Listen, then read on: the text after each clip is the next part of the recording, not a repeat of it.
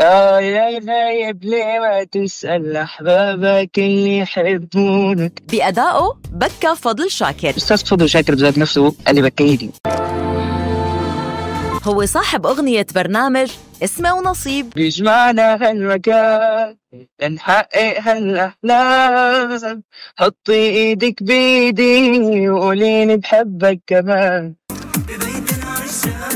لم أندم على إشارة اسمه نصيب. عزام الشبعان يلي الجمهور عرفه بشخصية كنان بمسلسل الخائن، اليوم وبعمر ال17 عم يطلع عليهم بمسلسل يا غايب اللي جسد فيه شخصية الفنان فضل شاكر بمرحلة الشباب. القصة بلشت بالصدفة، كنت مخلص مسلسل الخائن من فترة كثير طويلة، عم بستنى ما بعد الخائن، فبيجيبني تليفون فجأة من الشركة اللي أنا بشتغل معها إنه نحن عنا كاستنج لمسلسل من حدا يجسد شخصية فضل شاكر، فقالوا لي إنه أنت شكلا بتشبهه وصوتك حلو، فقالوا لي تعال بكرة. فأنا رحت ثاني يوم على إنه أنا رايح أجرب، بس توني مشهد حفظته بسرعة وقمت عملت لهم المشهد بالشركة يعني، وغنيت لهم، أخذوا لي فيديوهات وهيك وطلعت لبرا. بتيجي لعندي ما مريم بتقول لي مبروك البطولة الثانية على التوالي.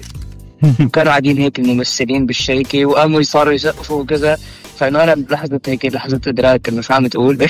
مش مشكلة، رح أجيب طقم بيلبق لها. وعزام كان عنده عدة تحديات لتقديم دور فضل شاكر. كان عندي 10 كيلو لازم أنزل بوزني، وكان عندي اللهجة إنه أنا حمصي من سوريا، لازم أحكي لهجة لبنانية، لازم أحكي لهجة فضل بالتحديد، لأنه هو من صيدا. أنا صرت تفتح لقاءات معمولة بشوارع صيدا هيك الفكرة، فيطلع لي ناس هذا من صيدا عم يحكي، فأنا شوفه كيف بيحكي وشوف الأستاذ فضل شاكر كيف بيحكي. هيك العاطل مع الكل ما بيفرق، هيدا اللي عم بيشتغل معه مأخر على الدفع جمعتين. وحتى الفترة يلي قدمها من عمر فضل ما كتير في وثائق بتحكي عنها بالإعلام. واجهت شوية صعوبات بإني أنا أوصل لهي التفاصيل، بس كان في معنا أولا ابنه للأستاذ فضل شاكر محمد شاكر كان موجود معنا على الست من أول التصوير لآخر التصوير، كان موجود طول هاي الفترة، وكتير اشياء مثل صور ومقاطع لابوه، وهو اساسا ابنه فاكيد حافظ كثير تفاصيل عن ابوه، بس اكيد كمان ما بيعرف الطفوله، فكان في عنا تواصل مع العيله كامله.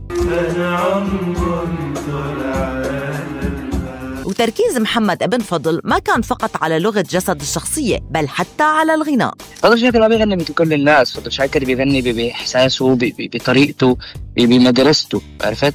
فأنا لو ما كان بصراحة ابنه للأستاذ فضل شاكر موجود معنا على الست وكان عم يساعدني بهذا الموضوع، ما بعرف قد كانت رح تطلع النتيجة مرضية. قدرنا نوصل لطريقة الغناء للإحساس لهي العرب اللي هو بيستخدمها، فكانت صعبة. وكل أغنية أنا غنيت 3 مرات تقريبا بالمسلسل، كل أغنية كان في قبلها ساعات تمرين، مع إنه المقطع بيكون كتير قصير، بس في قبلها ساعات تمرين حتى نحن نوصل لنتيجة 100%.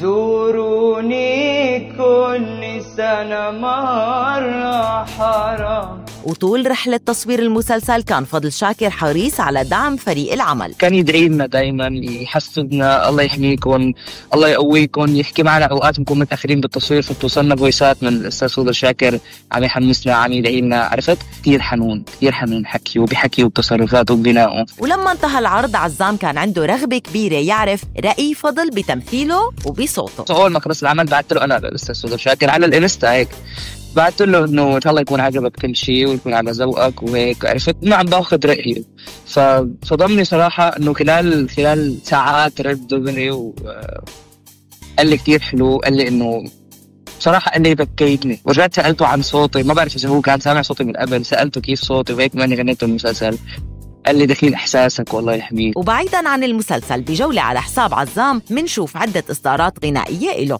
يا غايب غيابك طال. ولكن أشهر غنية قدمها ويلي ما كتير من الجمهور بيعرفوا إنها بصوته هي شارة برنامج اسمه ونصيب. مزبوط، أي من كلماتي وألحاني وغنائي. لك وصلني فجأة من الشركة اللي بشتغل معها إنه في عنا برنامج اسمه ونصيب وبدنا نعمل شارة هيدا البرنامج. كان في أغنية تركية اسمها عشق أبدا صدق، فنحن أخذنا نفس التوزيع بالأغنية التركية، فكتبته ولحنت شيء بصراحة ما كنت أتوقع إنه يعمل هذا التأثير. كانت أي فكرة مدروسة إنه نحن نعمل كلام سهل وبيعلق بالراس وبينحفظ بسرعة، هاي فكرة مدروسة درست لها صراحة.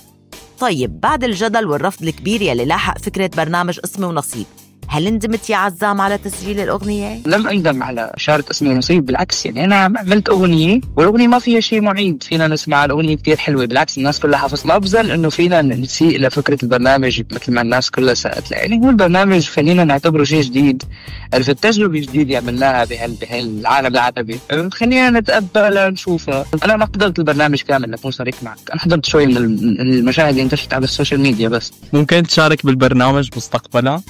لا، لأنه مش لأنه هو هيك، بس إنه هيدا مش مكاني، يعني أنا حدا بيمثل وبيغني وبكتب لحين، أنا مكاني الاستوديو، بس يمكن لو ماني عم مثل وغني كنت لقيتني بالبرنامج، ما بعرف.